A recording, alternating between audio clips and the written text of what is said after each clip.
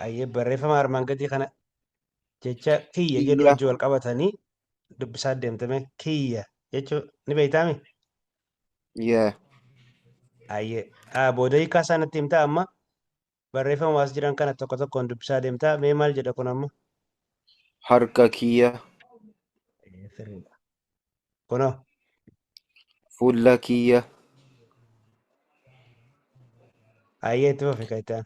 ilkaan kiyya, Ayyee quba kiyya, aya mataa kiyya, ayyee garaa kiyya, sirriidha garaa kiyya jedha ka'itaanu.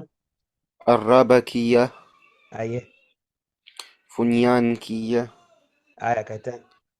huccuu kiyya, Ayyee hiikaa isaanii nutti himime maal jechuudha hunda isaanii beeytaami. Kiyya jechuun maali? Kiyya miswaa. kiyya, mine, Okay harka kiyya. harka kiyya, my hand, fuula kiyya, my face, ilkaan kiyya, my teeth, quba kiyya, my fingers, mataa kiyya, my head, garaa kiyya, my stomach, arraba kiyya, my tongue, funyaan kiyya, my nose, huccuu kiyya, my clothes. Ayyee sirriidha hundinuu sirrii dubbistee haa itti fufi haa kanas. Qeensa kiyya, miila kiyya, gurra kiyya, rafeensa kiyya, ija kiyya, ciqillee kiyya, mucaa kiyya, dugda kiyya, mallaqa kiyya, abbaa kiyya. Sirriidha. Ayyee maal jechuudha qeensa kiyya jechuun? Hin beeku. Qeensa jechuun my nail jechuudha. Oh, my nail. Okay. Ayyee ka'itaan. Of miila kiyya. Miila kiyya, my leg. Itti fufi hundaa hunda daddafi. Gurra kiyya, my ears. Rafeensa kiyya, my Rifeensa. hair. Rifeensa Rafeensa kiyya kiyya, my my hair. hair. Ija kiyya, my eyes. Ciqillee kiyya, I don't know. Hin beeku. Ciqilee kiyya jechuun my elbow.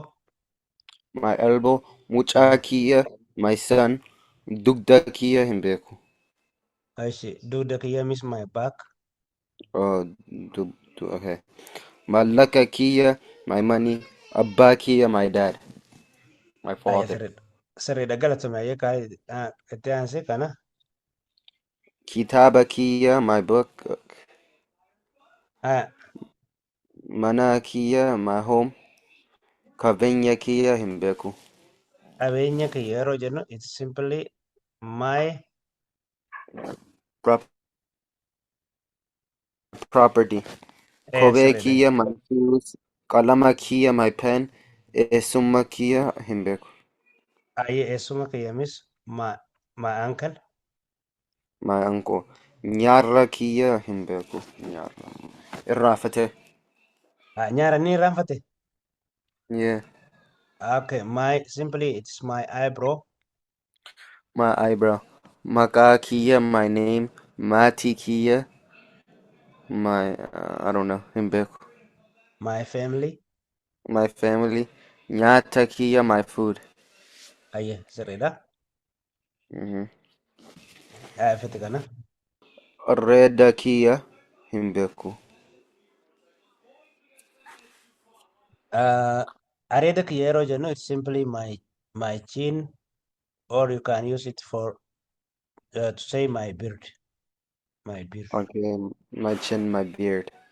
Eh, Qalama kiyya, my pen. Hojii kiyya, my work. Bilbila kiyya, my phone. Morma kiyya, my neck. Obboleessa kiyya, my brother. Qooma kiyya, my friend. not my friend. Mm. My chest. My chest. Yeah. Dabtara kiyya, hin beeku. Daftara kiyya is my exercise book. My exercise book. Okay. You almost done all of them correct, okay? Got it. Okay. Galatoom, yeah? I got it.